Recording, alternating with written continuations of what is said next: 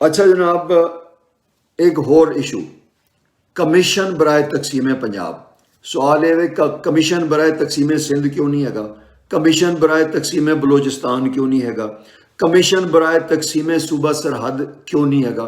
ये सिर्फ पाकिस्तानी रियासत ने कमीशन बराए तकसीम पंजाब बना रखिया। इस तो वड्डी नफरत एक रियासत नूं अपनी किसी इकाई के खिलाफ हो सकती है।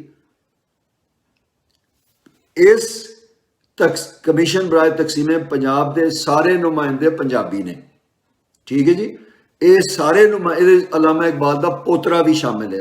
ये पंजाबी कराची जाते हैं, कराची जाके पठाना बलोचां सिंधियां नाम निहाज सराइकियां ते उर्दू स्पीकिंग को जाके पुछते हैं, हिंदुस्तानियों को पुछते हैं कि जनाब हम आ गए हैं, आपको अगर पंजाब में सूबा चाहिए तो हम हाजिर हैं, आप ले लें। तो यार ऐसी कोई बेगैरत को मैं नहीं देखी जाके जी अपनी धरती ऑफर करे जाके गैरां दे दुश्मनां कि हम आए हैं आप ले लें। ये तुहाड़ियां मावां दाज विच लैके आईयां हन पंजाब। अल्लामा इकबाल दे पोतरे साहब ते कमीशन बराए तकसीम पंजाब नून लीग वाले हो, पीपल पार्टी वाले हो, तहरीक इंसाफ वाले हो, जमात इस्लामी वाले हो, MKM वाले हो, उर्दू मीडिया वाले हो, सिर्फ मैं इस गल का जवाब दे दो कि तुहाडा पंजाब नाल तल्लक की तुहानू किने मैंडेट ते इख्तियार दिता कि तुसी पंजाब की तकसीम की गल करो। तुहाडे कोल मैंडेट नहीं हैगा। तुसी इलीगल एक मुजरिमाना क्रिमिनलाइज एक्ट करके पाकिस्तान तोड़न की साजिश विच साम्राजी गुमाश्तियां दे आलाकार हो गए। तुसी पंजाब तकसीम नहीं कर रहे। पंजाब की तकसीम बेसिकली पाकिस्तान खत्म करने की साजिश है, पाकिस्तान तोड़न की साजिश है। ये वड्डियां पार्टियां जिहड़ियां हैगियां ने इन्हां नूं पंजाबी कौम परस्त तहरीक डक सकती है जे असी हौसला करिए, असी इकट्ठे होइए, मुनज़म होइए। सानू पंजाबी तहरीक चो जिहड़े मुखबर ने, टाउट ने, एजेंसियां दे टाउट ने, पंजाब फरोश ने, पैदागीर ने, जाती मफाद लैके बैठे ने। तुहानू सारिआं नूं पता है कौन जिहड़ा बंदा पंजाबी को जाती मफाद लै रहा वो पंजाबी तहरीक का दुश्मन। उन्होंने फारिग करो, वह पंजाबी तहरीक काम कोई काम नहीं है। प्लेटफॉर्म साढ़े कोल की हैगा इस वेले सारे जिन्हें पंजाबी ने पंजाब बचाओ तहरीक पंजाब मुनज़म करम और ये काम फौरन होना चाहिए। और उस तो बाद पंजाब असैम्बली के सामने तुसी इकट्ठे हो गए ये सारियां तंजीमां दे सारियां सियासी पार्टियां दे झंडे जरूर साड़ो। मैं बार बार कह रहा। अच्छा चलो झंडे नहीं साड़ने तो ये करो किसी होर बहाने इकट्ठे तो सड़क ते निकलो।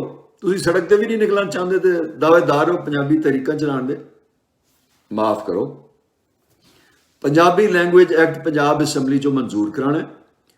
Punjabi language act Punjab assembly चो मंजूर कराना है, पंजाब असैम्बली ने मंजूर कराना है। पंजाब असैम्बली, कौमी assembly, national assembly of Pakistan, senate of Pakistan को पंजाब दी वंड दी करारदादा वापस लैनियां ने।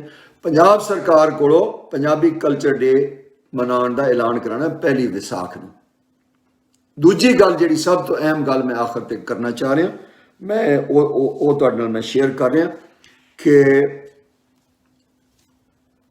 मैं आज मुतालबा कर रहा, मैं पाकिस्तान की रियासत को मैं आज मंग कर रहा कि पंजाबी जुबान नूं पाकिस्तान की सरकारी रियासती जुबान करार दिता जाए। Punjabi language should be declared the official state language of Pakistan. Only Urdu, सिर्फ Urdu is not acceptable. Punjabi is the majority language. As the convener of Punjabi language movement, I hereby demand from government of Pakistan, declare Punjabi as the official and state language of Pakistan. तुसी पंजाबी जुबान नूं पंजाब विच हक देना नहीं चाह रहे।